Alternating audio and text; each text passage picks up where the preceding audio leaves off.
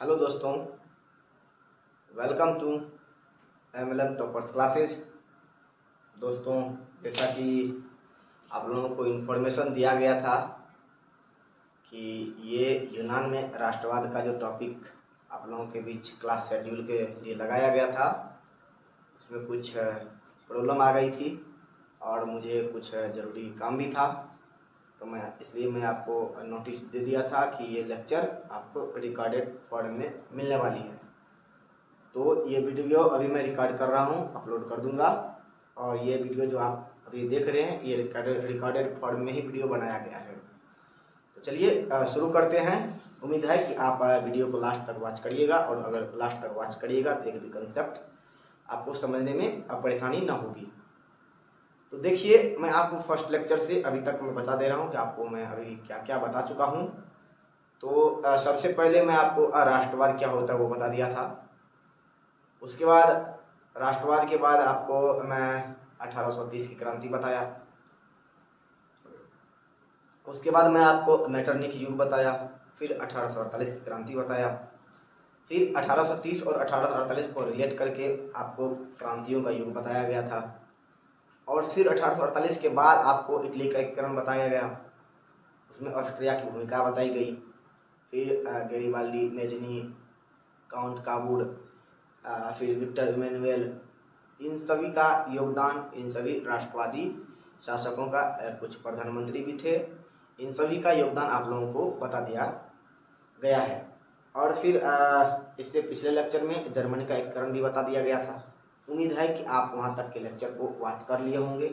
अगर वॉच न किए हैं और आप एग्ज़ाम में चाहते हैं कि बेहतर से बेहतर मार्क्स स्कैन करूं और सारा का सारा कंसेप्ट क्लियर करूं, तो मैं यही कहूँगा कि आप प्लेलिस्ट बना हुआ है, आप वहाँ जाइए और वीडियो को वॉच करिए और बारीकी से वॉच करिएगा। कुछ चीज़ें ऐसी हैं कि जो मैं आपको ये उसमें वीडियो में, उस क्लास में ये बताया गया है कि आप इन चीज़ों को नोट कर लें। तो जिस चीज़ों को आप लोगों को कहा गया है कि नोट कर लीजिए, आप उनको कॉपी और पेन के माध्यम से नोट कर ले जाएंगे और उसको बार बार रिवाइज करते रहेंगे, तो उम्मीद है कि आपको सोशल साइंस रटने की ज़रूरत ना पड़ेगी। और ख़ास करके इस प्लेटफॉर्म पे, जिस प्लेटफॉर्म पे आप जुड़े हुए हैं, इस प्लेटफॉर्म पर तो मैं आपको ओरिएंटेशन के क्लास में ही बताया था कि आज से आप लोगों को SST यानी सोशल स्टडीज़ कहिए या फिर सोशल साइंस कहिए, इनको रटने की ज़रूरत पड़ेगी ही नहीं। एक बच्चा SST का मतलब पूछा कि सर SST 10वीं का ही सिलेबस है क्या, सिलेबस का सब्जेक्ट है, 10th का ही सब्जेक्ट है क्या?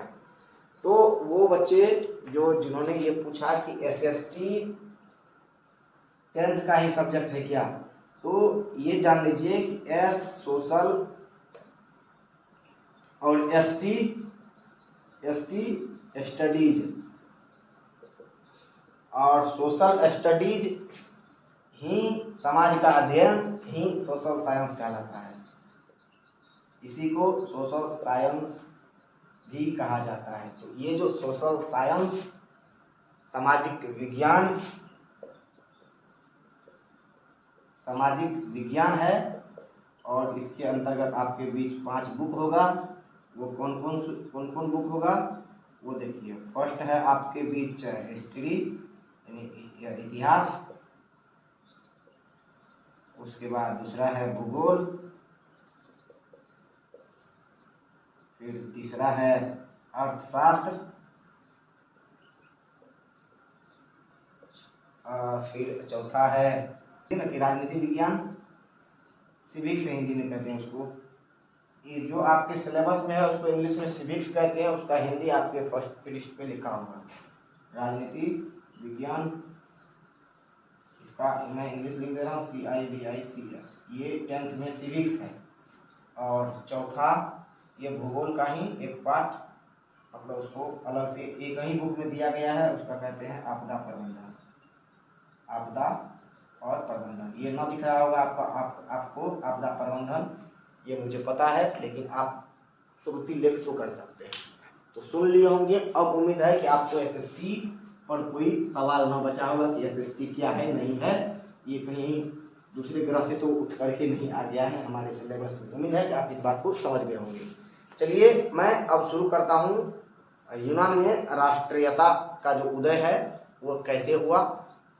तो मैं आप याद करिए और अपने आप को फ्लैशबैक में ले जाइए। एक सेकेंड, अपने आप को फ्लैशबैक में ले जाइए। और मैं हर एक लेक्चर में आपको बताया था कि यूरोप में जितनी भी क्रांतियां होती है उन सब के पीछे जितनी भी नई नई भावनाएं जागृत होती है उन सब के पीछे फ्रेंच रिवॉल्यूशन यानी फ्रांस की क्रांति का ही कहीं न कहीं हाथ है।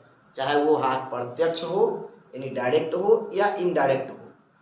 तो कुछ यही घटनाएं यानी कि फ्रेंच रिवॉल्यूशन यानी फ्रांस की क्रांति के कारण ही आप ये देखेंगे कि जर्मनी में एकीकरण होता है, इटली में एकीकरण होता है। ये तो एक बड़े बड़े राज्य हो गए। इसके अतिरिक्त यूनान में भी राष्ट्रवाद की भावना जागृत होती है, पोलैंड में भी यूनान राष्ट्रवाद की भावना जागृत होती है, हंगरी में भी राष्ट्रवाद की भावना जागृत होती है, बोहेमिया में भी राष्ट्रवाद की भावना जागृत होती है। ये सभी छोटे छोटे राज्य में भी राष्ट्रवाद की भावना जागृत होती है। और बाकी अदर जो भी बड़े बड़े राज्य थे जिन्होंने पहले राष्ट्रवाद की भावना को अपनाकर अपने आप को स्वतंत्र करने का निश्चय किया था, अपने आप को एक गणतांत्रिक देश बनाने का निश्चय किया था, अपने आप को लोकतांत्रिक गणराज्य बनाने का जो निश्चय किया था, निरंकुश साम्राज्यवादी शासन को खत्म करने का निश्चय किया था, उन सभी भावनाओं को देखते हुए बाकी के राज्य भी प्रेरित होते हैं, इंस्पायर्ड होते हैं अपने पड़ोसी राज्यों को देख करके। उसी का ये परिणाम निकल करके आता है कि अन्य जहां एक और बड़े बड़े राज्य अपने आप को संप्रभुत्व बना लिए, अपने आप को पृथक, अपने आप को एकीकृत कर लिए, अपना अस्तित्व यूरोप के मानचित्र में बना लिए, उसी सिलसिले को देखते हुए बाकी के छोटे छोटे राज्य जैसे यूनान, हंगरी, पोलैंड, बोहेमिया आदि, यही चारों राज्यों का नाम आपके एनसीईआरटी बुक में दिया गया है, इसीलिए मैं इन चारों राज्यों का नाम ले रहा हूँ। इसके बियॉन्ड, इससे पहले कौन कौन राज्य एकीकृत हो चुका था, गणराज्य बन चुका था, वो मैं बता दिया हूँ। और यही परिणाम उन सब पे जो पड़ा, ये सभी छोटे छोटे राज्यों पर जो पड़ा, इन सब के पीछे वही फ्रेंच रेवोल्यूशन काम कर रहा था।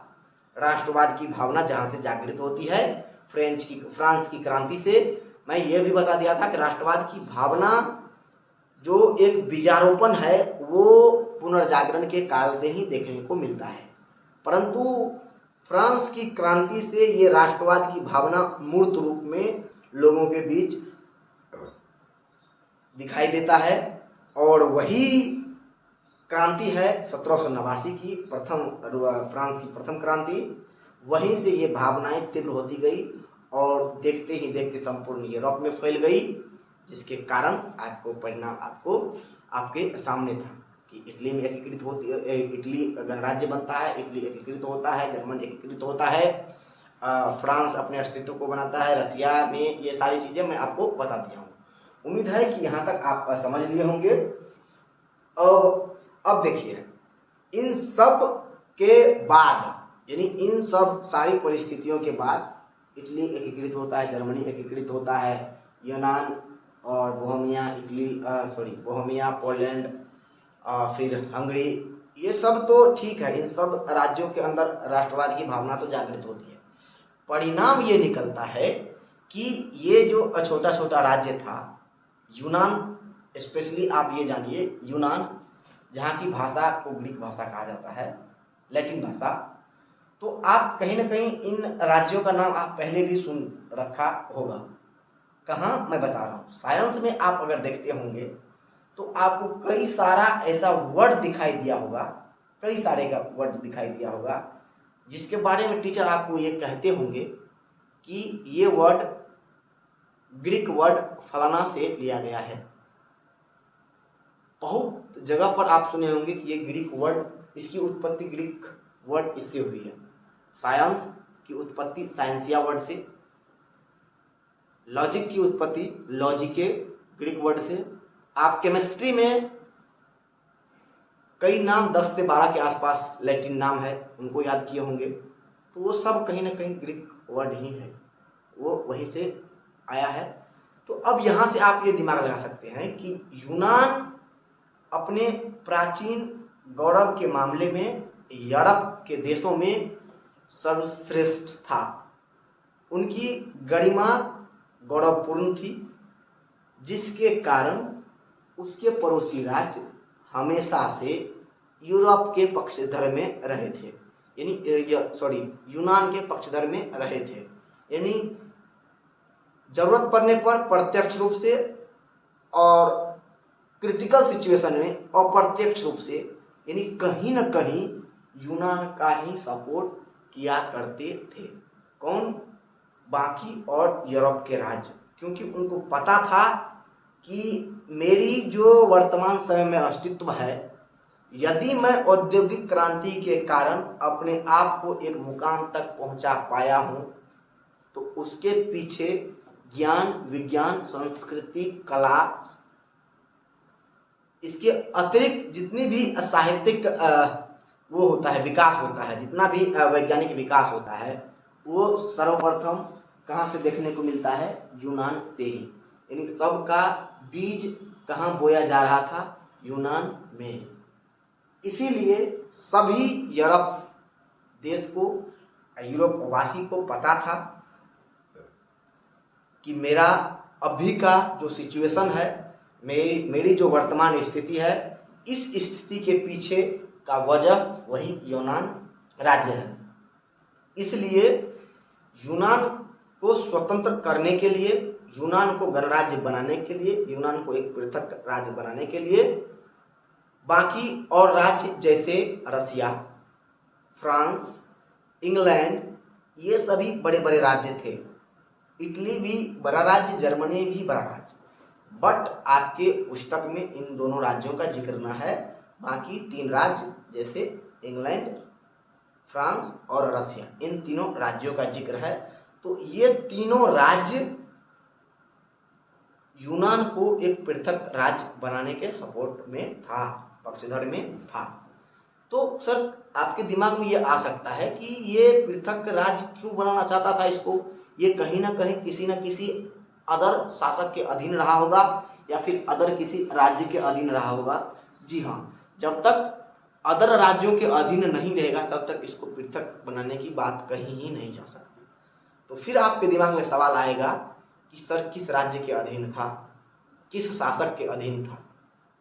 तो वो सुन लीजिए, आप जरूर सुने होंगे ओटोमन साम्राज्य। ओटोमन साम्राज्य जिस पर कि तुर्कों का आधिपत्य था, उसी साम्राज्य के अधीन, ओटोमन साम्राज्य के अधीन यूनान भी था। अब यूनान था, ओटोमन साम्राज्य पर किसका शासन था? तुर्कों का शासन था। ये बहुत ही बर्बर तरीके से शासन किया करता था। इसका साम्राज्य पूरा संपूर्ण यूरोप में फैला हुआ था शुरुआती चरण में। ये जब आप मिडिवल हिस्ट्री को पढ़ेंगे तब आपको बहुत अच्छे से समझ में आएगा। खैर टेंशन न लीजिए, अभी आप अपना एग्जाम निपटा लीजिए, फिर उसके बाद मैं आपके साथ जुड़ा ही रहूँगा। पूरा एंशिएंट, मिडिवल, फिर मॉडर्न, ये एक क्रोनोलॉजी में पढ़ाऊँगा। पूरा एनसीईआरटी फाउंडेशन बैच के साथ शुरू करूँगा, एकदम आपका कॉन्सेप्ट क्लियर करूँगा। इसीलिए आप टेंशन ना ले, आराम से पढ़े, जो जो मैं बता रहा हूँ, जैसे बता रहा हूँ वैसे पढ़े। मैं आपको पहुँचा दूंगा वो लेवल तक जिस लेवल की आप कल्पना भी ना करते होंगे। ठीक है, तो चलिए यहाँ तक आपको समझ में आ गया होगा।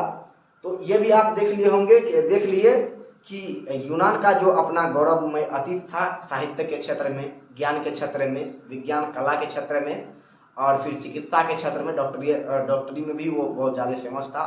औषधि का ही डॉक्टरी होता था, जड़ी बूटी का ही इलाज होता था, बट उस टाइम पीरियड में बहुत ज़्यादा अग्रणी राज्यों में एक नंबर में वही आता था, यूरोप के यूनान। ये भी देख लिए। अब फिर उसके बाद पुनर्जागरण काल में ही यूनान से प्रेरित होकर के, वीडियो फंस गया था, यूनान से प्रेरित होकर के पश्चिमी देश तरक्की किया। पश्चिमी देश को तरक्की करने के पीछे एक औद्योगिक क्रांति को भी कारण माना जाता है। तो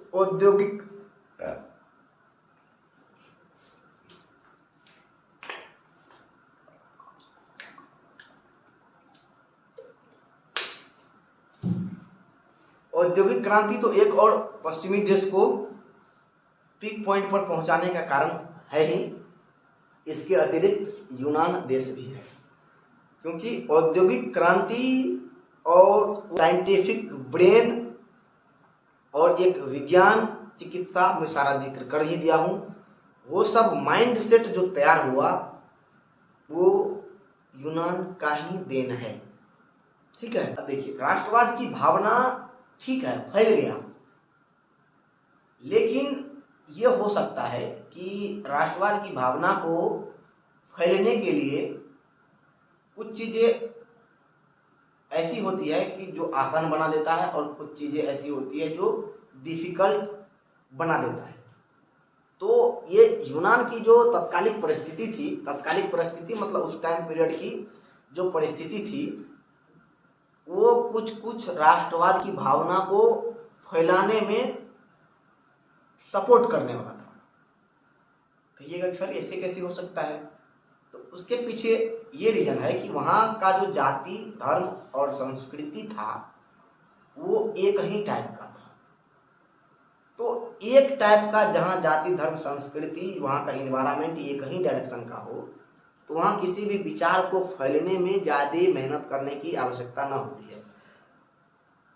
यानी उस राज्य में डाइवर्सिटी बहुत कम थी, जिसके कारण राष्ट्रवाद की भावना अदर राज्यों की तुलना में यूनान में तीव्र गति से फैलती है।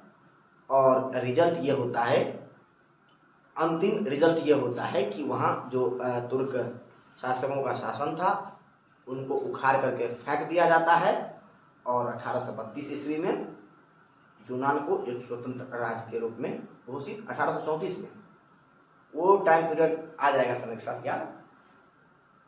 फिर उसको अंततः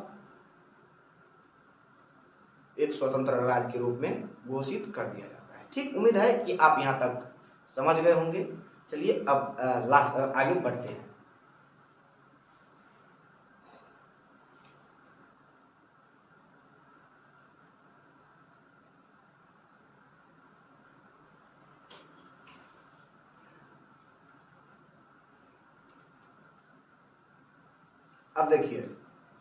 अब देखिए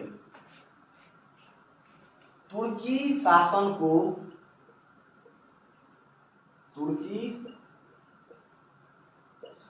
को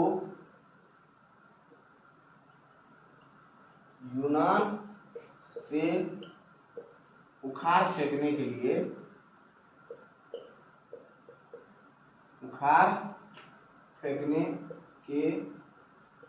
लिए ही, तो इसको लिख लीजिए, हितोरिया फिलाइक ये एक संस्था है नामक संस्था का गठन किया। ठीक है, हितोरिया फिलाइक ये बहुत इंपॉर्टेंट है। इस संस्था का गठन किया गया। इस संस्था का प्रमुख जो काम था, प्रमुख लक्ष्य जो था, टारगेट जो फिक्स किया गया था कि वो हर एक क्षेत्र में तुर्की शासन का विरोध करे। और ये जो गठन हुआ था, ये हुआ था ओडेसा नामक जगह।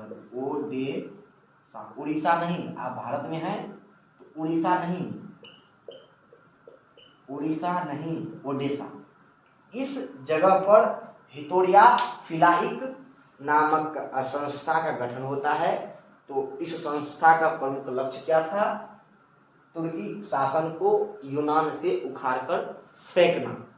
मतलब समझ ही रहे हैं कि हर एक क्षेत्र में ये अपना नीति बनाता था और उस नीति के पीछे का जो कंक्लूजन था वो ये था कि तुर्की शासन का विरोध करना। इसीलिए खा करके न क्लास में आता हूँ न वीडियो रिकॉर्ड करता हूँ। तुर्की शासन का विरोध करना और तुर्की शासन को किसी भी तरीके से सपोर्ट नहीं करना, इसका प्रमुख वजह था। उम्मीद है कि आप इसको लिख भी लिए होंगे और इसको समझ भी लिए होंगे। अब देखिए, इस टाइम पीरियड तक में तब तक में क्या होता है कि जब तक में इधर एक तरफ हितोरिया फिलाइट नामक संस्था का गठन होता है, तो दूसरी तरफ होता है कि यूनान में ही मध्यम वर्ग जिसको कि व्यापारी वर्ग भी कहते हैं, मध्यम वर्ग का उदय हो जाता है। मध्यम वर्ग का उदय हो जाता है, ठीक है। और मध्यम वर्ग का उदय होता है। अब इसी के नेतृत्व में, यानी मध्यम वर्ग के नेतृत्व में ही ये सारा का सारा अब यूनान को पृथक राज्य बनाने का जो कार्यभार संभाला, वो मध्यम वर्ग ही इसका नेतृत्व किया था, ठीक है। अब ये भी आ गया आपके समझ में, उम्मीद है अब आप इसको लिख भी लिए होंगे। इसके बाद जो हुआ यूनान, मैं तो आपको ये बता भी दिया था कि यूनान बाकी यूरोप के सभी राज्यों के लिए प्रेरणा स्रोत का कार्य कर ही रहा था। उसके पीछे मैं वजह भी बता दिया हूँ। उम्मीद है कि आप वजह को कमेंट बॉक्स में बताइएगा कि ऐसी क्या वजह रही होंगी जिसके कारण यूनान का पड़ोसी राज्य, यानी यूरोप का अन्य सभी राज्य यूनान को एक पृथक राज्य बनाने के पक्षधर में था। यानी यूनान को तुर्की शासन से स्वतंत्र करने के पक्ष में बाकी के राज्य था। उसके पीछे कोई ना कोई वजह रहा होगा। उम्मीद है कि आप गौर से यदि लेक्चर को सुनते हुए यहाँ तक पहुँचे हैं तो आपको ये याद आ गया होगा। कौन कौन राज्य पक्षधर था लिखिए और गिनिए। पक्षधर सपोर्टर कौन कौन राज्य था? तो इंग्लैंड, फ्रांस और रसिया, ये तीनों उस टाइम पीरियड में सुपर पावर यूरोप में कहा जाता था और था भी। इसके अतिरिक्त ऑस्ट्रिया भी था, तो लेकिन वो ऑस्ट्रिया दूसरे क्षेत्र में कार्यरत था और इधर दूसरा तरफ काम हो रहा है। ऑस्ट्रिया का तो दूसरी तरफ से हो चुका था अपना खेला, वो भी आपको ऑस्ट्रिया का भी जिक्र आएगा, घबराइए नहीं, आराम से। यहाँ तक आपको कॉन्सेप्ट क्लियर हो गया होगा, उम्मीद है। अब देखिए, फिर इसके बाद देखिए कि अब मैं आपको ये बताया हूँ कि यूनान ये अन्य यूरोपीय राज्यों के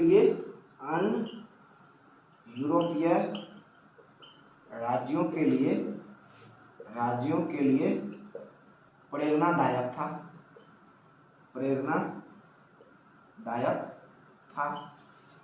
अब देखिए,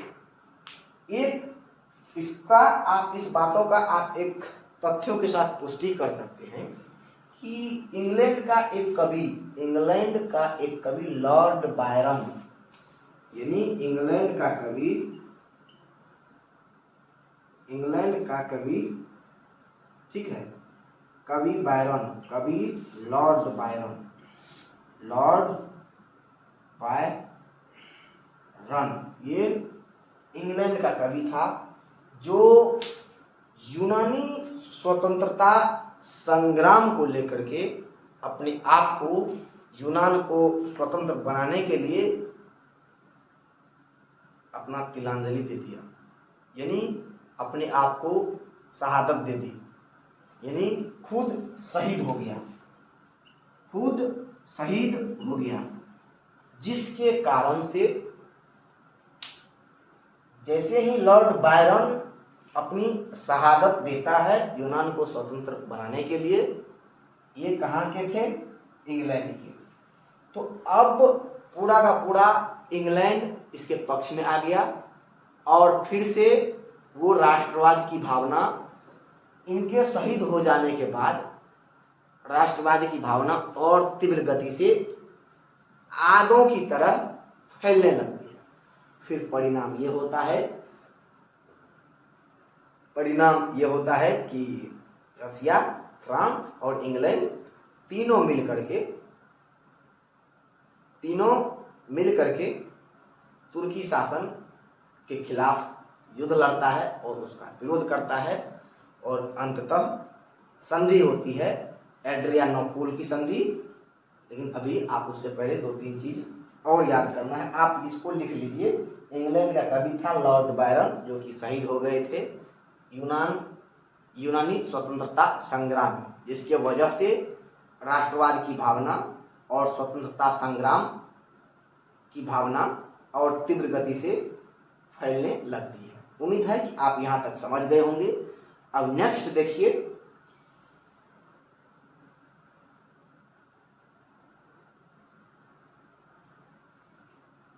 अब इसके अतिरिक्त क्या होता है, ये तो लॉर्ड बायरन था ही, उसके बाद रसिया भी सपोर्ट करता है, फ्रांस भी सपोर्ट करता है। अब इसके बाद देखिए, ये तो ठीक है, ये सारी चीजें एक मतलब कंफर्टेबल तरीके से, सहज रूप से राष्ट्रवाद की भावना सामान्य रूप से चल रही थी। परंतु बीच में क्या हुआ, उसको बताने से पहले मैं बोर्ड को क्लीन कर दूं। बीच में क्या हुआ कि जैसे ये विद्रोह होता था, विद्रोह किया जाता था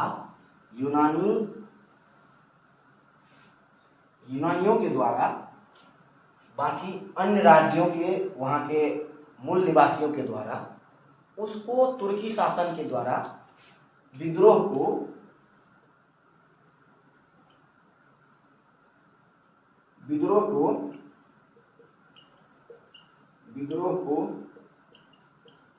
तुर्की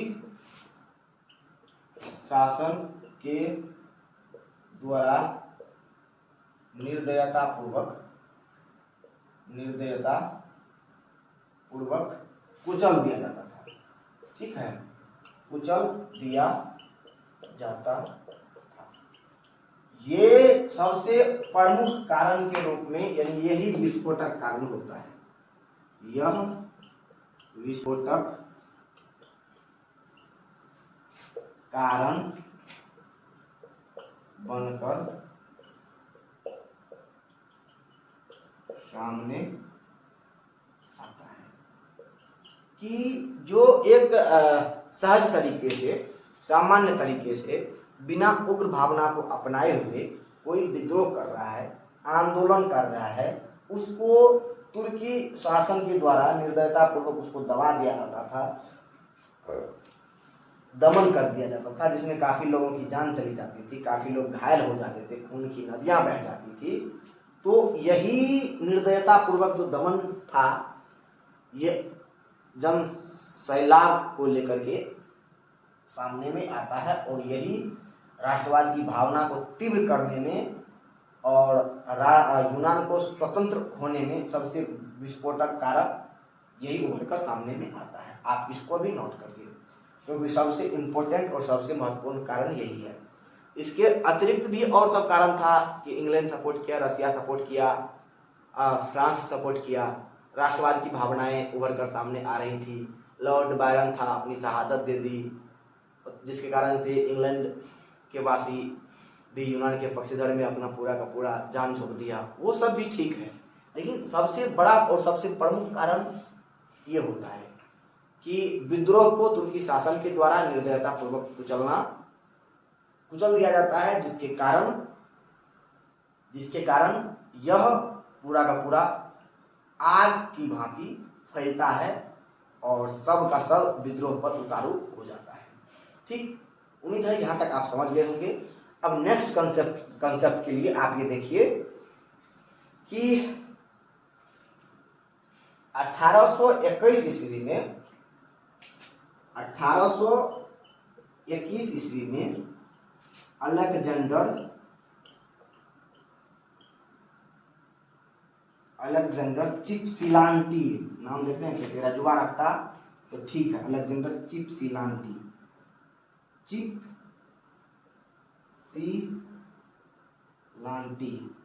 ठीक, अलेक्जेंडर चिपसिलांटी के नेतृत्व में विद्रोह का आरंभ होता है। विद्रोह आरंभ होता है 1821 ईस्वी में। ये सब कुछ आंसर राइटिंग जैसे आएगा, जैसे मान लेते हैं फॉर एग्जांपल आपसे आंसर राइटिंग में पूछ दिया कि यूनानी स्वतंत्रता संग्राम का कारण और परिणाम का व्याख्या करिए, तो आपको कुछ फैक्ट लिखने की जरूरत है।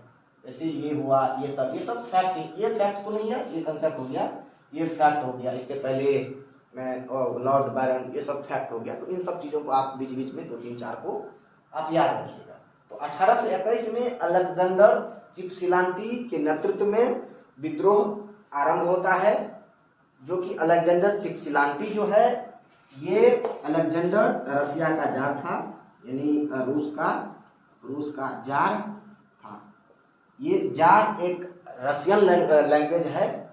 इस जार का मतलब सम्राट होता है, सम्राट, जिसको कि आप वहाँ का राजा कह सकते हैं या फिर शासक कह सकते हैं। आपको ये बोर्ड एग्जाम में ऑब्जेक्टिव में भी पूछा जाता है कि रूस के जार को कहा जाता है, रूस का जार को कहा जाता है सम्राट, शासक, वो वगैरह वगैरह ऑप्शन वो आप कर ले जाएंगे, निश्चिंत रहिए। तो रूस का जार जो था वो अलेक्जेंडर चिपसिलांटी था।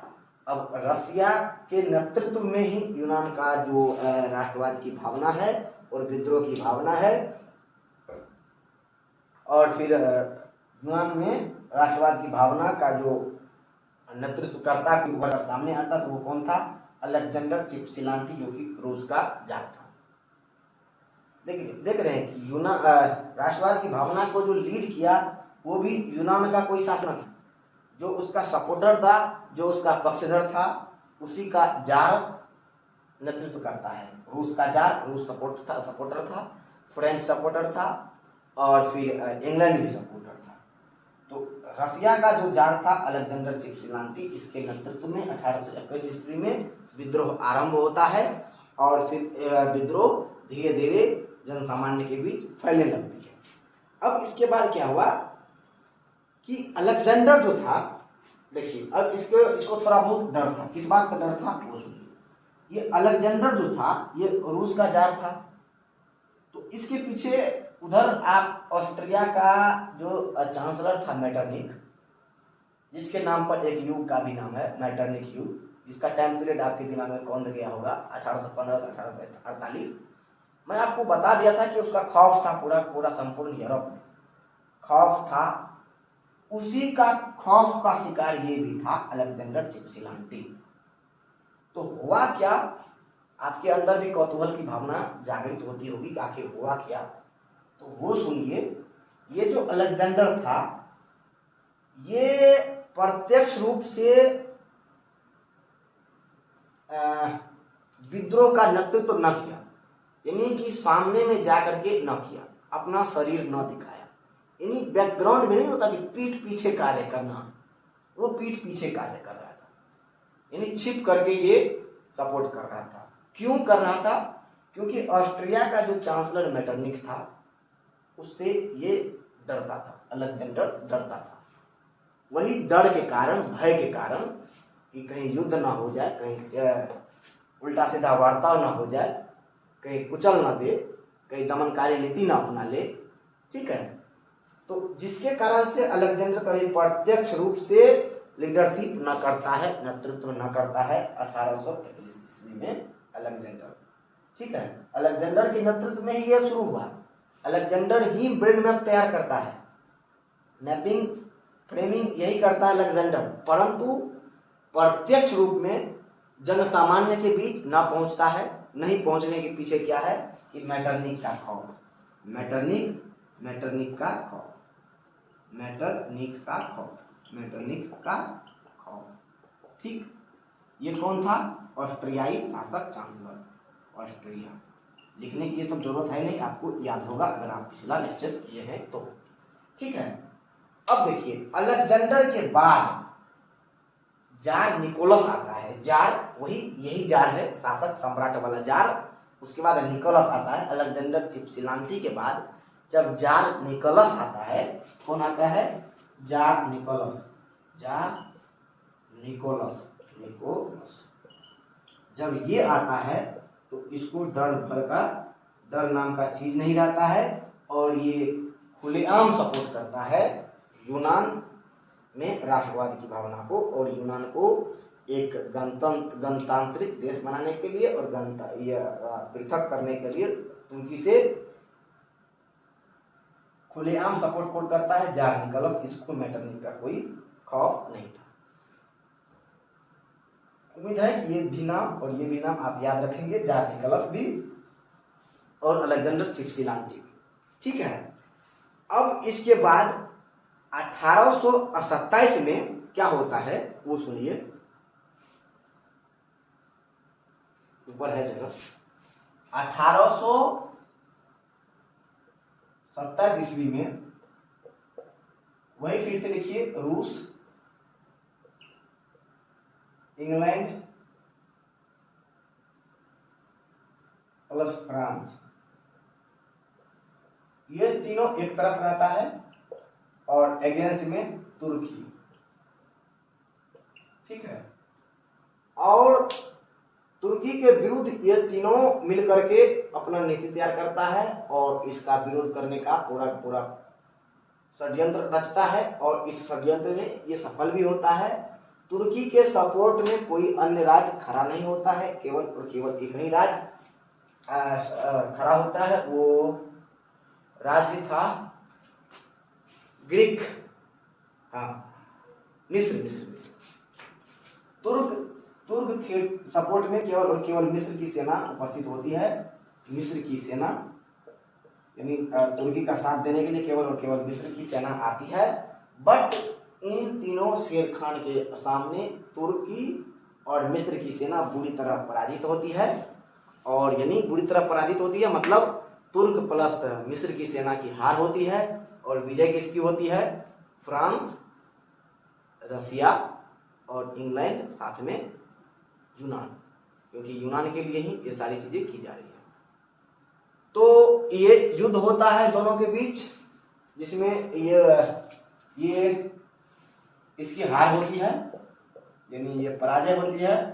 अब आपके दिमाग में तुरंत चलना शुरू हो गया होगा कि युद्ध हुआ, एक हार एक जीत हुआ, अब तुरंत संधि होगा। संधि होगा यानी मध्यस्थता होती है, दोनों के बीच समझौता होता है। तो वही जो समझौता हुआ, जो ये इस युद्ध के बाद 1827 की जो युद्ध हुई है, इसके किसके बीच?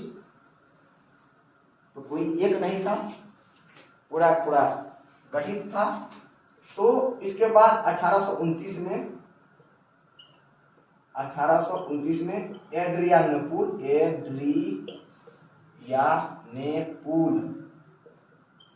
की संधि होती है,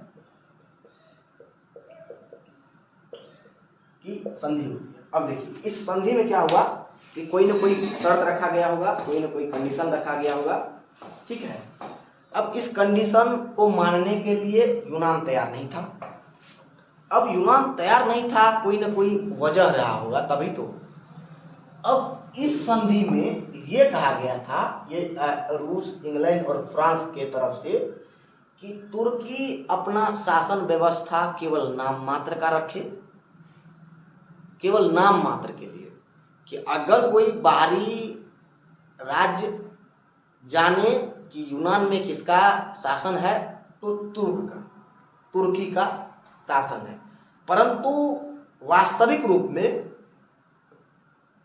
अंदर की सारी चीजें का संचालन यूनान के नेतृत्व में ही होगा, यूनान के तरफ से ही होगा।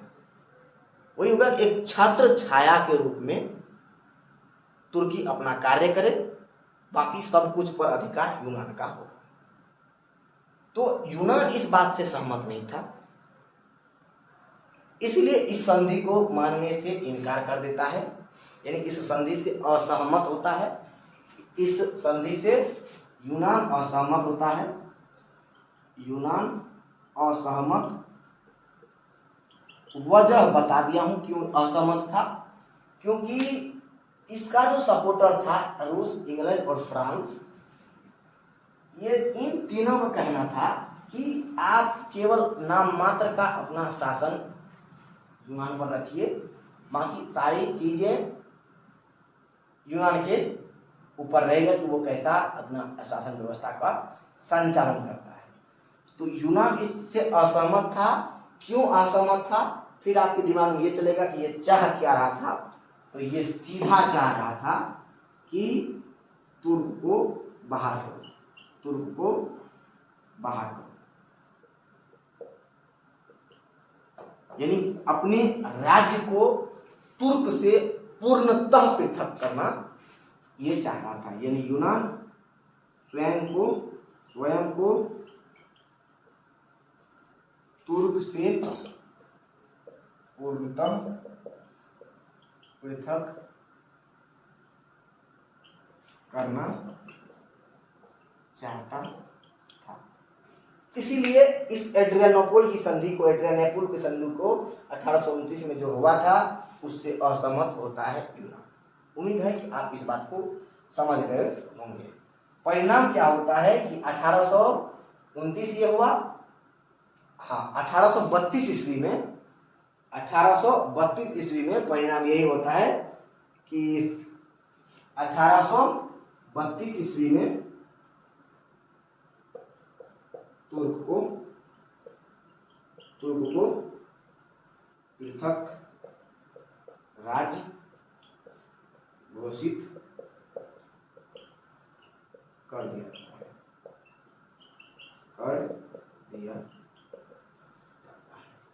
यहाँ तक आपको उम्मीद है कि कोई समझने में कोई दिक्कत, कोई कठिनाई न हुई होगी।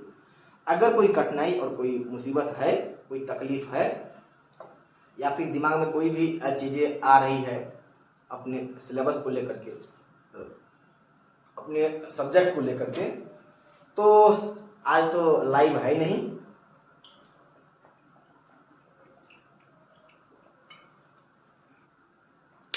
तो आप अपनी समस्या को चैट में ज़रूर डालिएगा। उसको मैं नेक्स्ट लेक्चर में क्लियर कर दूंगा। उम्मीद है कि आप यहाँ तक समझ गए होंगे। अब आपके दिमाग में ये जरूर आया होगा कि सर ये तो यूनान है, आप तो हंगरी बताए थे, पोलैंड भी बताए थे, बोहेमिया भी बताए थे, तो इन सब के पीछे कुछ मुझे कंटेंट मिला नहीं। थोड़ा सा 2-4 लाइन करके आपके एनसीईआरटी में दिया गया है, तो आप उसको पढ़ करके भी समझ सकते हैं, और उतना ज़्यादा वो कारगर है भी नहीं, कोई इम्पोर्टेंट है भी नहीं। आप तो उसको मात्र 4 लाइन 5 लाइन करके दिया गया है। हंगरी के विषय में थोड़ा सा 8-10 लाइन है, पोलैंड के विषय में 2 लाइन, बोहेमिया के विषय में 4 लाइन, बस कहानी खत्म होती है। तो उन सब राज्यों में भी, जिसका मैं अभी नाम लिया, उन सभी राज्यों में भी देखा देखी के रूप में राष्ट्रवाद की भावना फैलती है, और कुछ राज्य असफल भी होता है, कुछ राज्य सफल भी होता है, लेकिन पूर्णतः सफल नहीं होता है। मतलब वही समझौता पे कार्य आगे बढ़ता है, परंतु कुछ राज्य असफल होता है, वो पूर्णतः असफल हो जाता है। पूर्णतः सफल कोई नहीं हुआ, सफल यही हुआ यूनान। बाकी जो हंगरी, पोलैंड और बोहेमिया है वो सब असफल हो जाता है, पूर्णतः असफल होता है। और सफल एक होता भी है तो वो समझौता के साथ जीने के लिए मजबूर हो जाता है। ठीक है, अब देखिए, आपको मैं ये लास्ट में बता दूं, आपको मैं क्या पढ़ा रहा था, यूरोप में राष्ट्रवाद, यानी राष्ट्रवाद के कारण ही जर्मनी का एकीकरण होता है, इटली का एकीकरण होता है, यूनान का एकीकरण होता है, 1830 की क्रांति होती है, 1848 का क्रांति होता है, मेटरनिख युग का समाप्त होता है, तरह तरह की बातें। यानी यूरोप जो अपने आप को यूरोप के मानचित्र में या फिर दुनिया के मानचित्र में ला करके खड़ा किया, उसके पीछे का वजह वही है, राष्ट्रवाद। अब राष्ट्रवाद में फिर से आपको क्लियर कर दूं कि सबसे पहले राष्ट्रवाद की भावना का बीजारोपण जो था ना, बीजारोपण यानी आरंभिक दौर, वो पुनर्जागरण के काल से ही आरंभ हो चुका था, परंतु वो मूर्त रूप से, यानी वो भावना तीव्र गति से फैलने लगती है फ्रांस की क्रांति से। फ्रांस की क्रांति यानी 1789 की क्रांति के बाद राष्ट्रवाद की भावना तीव्र गति से यूरोप में फैलती है, और फैल करके संपूर्ण यूरोप में फैल जाती है। रिजल्ट आपके सामने में निकल करके सामने आता है, देखने को मिलता है। यही राष्ट्रवाद की भावना के कारण ही साम्राज्यवादी नीति फैलती है। ये इसका एक नेगेटिव इम्पैक्ट ये पड़ता है कि राष्ट्रवाद एक संकुचित राष्ट्रवाद की भावना फैल जाती है पूरा यूरोप में। संकुचित राष्ट्रवाद यानी मैं आपको फर्स्ट लेक्चर में ही राष्ट्रवाद जब मैं समझाने का प्रयास किया था तो वहां भी मैं बताया था कि राष्ट्रवाद का वास्तविक अर्थ क्या होना चाहिए। तो निगेटिव इम्पैक्ट ये आता है कि संकुचित राष्ट्रवाद की भावना फैलती है और जिसके बाद राष्ट्र हित के लिए कुछ भी करने के लिए वहां का जनता, वहां का शासक कुछ भी करने के लिए तैयार हो जाता है। परिणाम ये निकलता है कि सभी के सभी राज्य साम्राज्यवादी नीति, विस्तारवादी नीति को अपनाता है और अपना पंख जहां तक हो सके वहां तक फैलाने का प्रयास करता है। तो इसी में कंपटीशन की भावना जागृत होती है, इसी के कारण उपनिवेश की भावना जागृत होती है और यूरोप के अतिरिक्त एशिया और अफ्रीका में उपनिवेश को स्थापित किया जाता है। उपनिवेश अभी आपको नहीं समझ में आ रहा होगा या फिर समझ में अगर आ भी रहा है तो भी ठीक, नहीं आ रहा है तो भी ठीक, बैलेंस रखिए क्योंकि ये चैप्टर है आपके लिए पढ़ने के, आपके सिलेबस में पढ़ने के लिए दिया गया है। तो जब मैं उस चैप्टर में जाऊंगा तब मैं आपको क्लियर कर दूंगा। लेकिन तत्काल ये जान लीजिए कि आपको पता होगा कि भारत 1947 में आजाद हुआ। किसी को 1847 याद नहीं है? 1947 में भारत आजाद हुआ और 1600 ईस्वी में किसी का आधिपत्य भारत पर हो गया था। किसी का मैं अभी नाम नहीं बता रहा हूं। तो 1600 से लेकर के 1947 ईस्वी तक ठीक जिस विदेशी सत्ता का आधिपत्य रहता है, हालांकि 1600 से आधिपत्य नहीं रहता है, वो आप जब मॉडर्न हिस्ट्री पढ़ाऊंगा तब आपको क्लियर होगा। इतना जान लीजिए कि लगभग जो 200 साल तक विदेशी सत्ता का आधिपत्य रहता है भारत पर, तो ये भारत उपनिवेश के रूप में जाना जाता है। किसके लिए? ब्रिटिश के लिए, ब्रिटेन के लिए, इंग्लैंड के लिए। इंग्लैंड के लिए भारत उपनिवेश था। तो यही भारत उपनिवेश था, यानी उपनिवेश को एक शब्द में आप जान लीजिए कि अपना मार्केट बना करके रखा था ब्रिटेन। अपने सामान को भारत में बेचता था, यहाँ से मुनाफा कमा करके अपने देश को लाभान्वित करता था। तो वही समझ लीजिए कि मार्केट अभी उपनिवेश को आप अपने दिमाग से निकाल लीजिए, निकाल कर फेंक दीजिए कि यूरोप के सभी राज्यों के दिमाग में ये फैल गया कि अपना मार्केट जहाँ तक हो सके मैक्सिमम से मैक्सिमम बनाओ और अपना साम्राज्यवादी नीति अपनाओ, जितना हो सके, जितना जिसका जमीन हो सके हड़प लो। तो यही कंपटीशन की भावना जागृत होती है, जिसके कारण एशिया और अफ्रीका में उपनिवेशों की संख्या, उपनिवेशवाद मतलब समझ लीजिए कि पूरा उपनिवेशवाद पूरा का पूरा फैल जाता है एशिया और अफ्रीका में।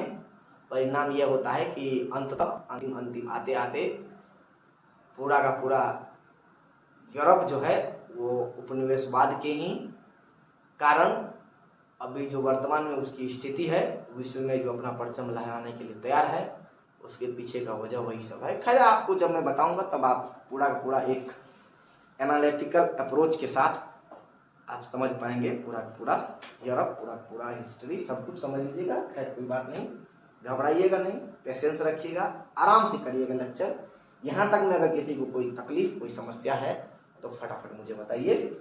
चैट के माध्यम से तो नहीं बता पाइएगा, कमेंट के माध्यम से जरूर बताइएगा।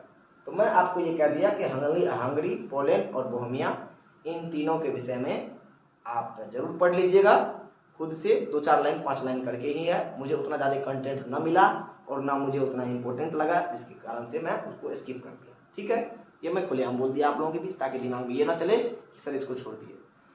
अब बाकी ये चैप्टर तो यहाँ समाप्त होती है। मैं एक छोटा सा आधा घंटा का लेक्चर या 20 मिनट का लेक्चर इसी चैप्टर से लेकर के आऊँगा। वो इस बात पे डिपेंड होगा कि इन चैप्टर से कितना मैक्सिमम ऑब्जेक्टिव क्रिएट हो सकता है। वो 15 से 20 मिनट का रिकॉर्डेड फॉर्म में ही रहेगा। एक वीडियो के माध्यम से पूरा का पूरा ऑब्जेक्टिव आपको उस वीडियो में बता दिया जाएगा। उम्मीद है कि आप यहाँ तक एक बार वीडियो को रिवाइज भी कर लीजिएगा, पूरा समझ भी गए होंगे। जो समस्या रहेगी आप डाल दीजिएगा, मैं उसका सॉल्यूशन लेकर के आ जाऊँगा। साथ ही कमेंट बॉक्स में आप ये भी बता दीजिए कि अगला चैप्टर यदि क्लास 10th का ही हुआ तो कौन सा होगा। जो कहिएगा वो मैं पढ़ा दूंगा। अगर 12th में पढ़ाऊंगा तो 12th में भी हिस्ट्री ही शुरू करूंगा। ट्वेल्थ का अगर सिलेबस शुरू किया तो उसमें हिस्ट्री ही शुरू करूंगा, और जो आपकी अभी चल रही है इसमें आपको कौन सा चैप्टर पढ़ना है, किस सब्जेक्ट का पढ़ना है वो बता दीजिएगा, सब्जेक्ट बता दीजिएगा। बाकी तो को पढ़ाऊंगा तो शुरू से ही पढ़ाऊंगा, बीच में कूदूंगा नहीं, किनारे में पहले पैर रखूंगा, फिर उसके बाद अगले किनारे पर मैं निकलूंगा। ठीक है, उम्मीद है इस बात को आप समझ गए होंगे। तब तक के लिए बाय बाय, गुड नाइट, पढ़ते रहिए, हंसते रहिए, मुस्कुराते रहिए, जय हिंद।